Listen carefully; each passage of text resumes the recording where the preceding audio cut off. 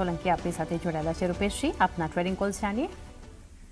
Okay, trading પર્સપેક્ટિવથી મારો first call રહેશે Chola ફાઇનાન્સમાં।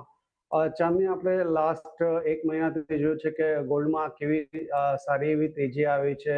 Domestic માર્કેટમાં ગોલ્ડ અરાઉન્ડ 1,40,000થી લઈને અરાઉન્ડ 1,62,000ની આસપાસ ટ્રેડ કરી રહ્યો છે। અને આપણે ભારતમાં તહેવારોની સિઝન જસ્ટ સ્ટાર્ટ થઈ છે, તો આ બધાના લીધે એક રબ ઓફ ઇફેક્ટ આપણે જોઈ રહ્યા છે ફાઇનાન્સ કંપનીમાં। મુથુટ ફાઇનાન્સ જો, મનપ્પુરમ ફાઇનાન્સ જો, આ બધા સ્ટોકમાં સારી એવી મુવમેન્ટ છે। આજના માટે હું રિકમેન્ડ કરું છું ચોલા ફાઇનાન્સ।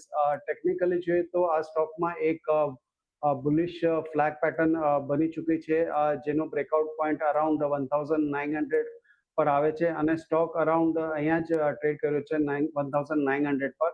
અહીંયા એક લો રિસ્ક બાય સેટઅપ છે ફોર ધ લોંગ સાઇડ, તો રિકમેન્ડ કરું છું buying Chola finance around 1,905। Stop loss રહેશે અરાઉન્ડ 1,810નો અને ટાર્ગેટ 2,100। ત્યારબાદ એક સેકન્ડ પિક પણ છે। સેકન્ડ પિક રહેશે લોઢાનો શેર। લોઢામાં ટેકનિકલી જોઈએ તો એક સારું એવું સાઇડવેઝ કન્સોલિડેશન આપણે જોયું છે લાસ્ટ 2 અઠવાડિયામાં।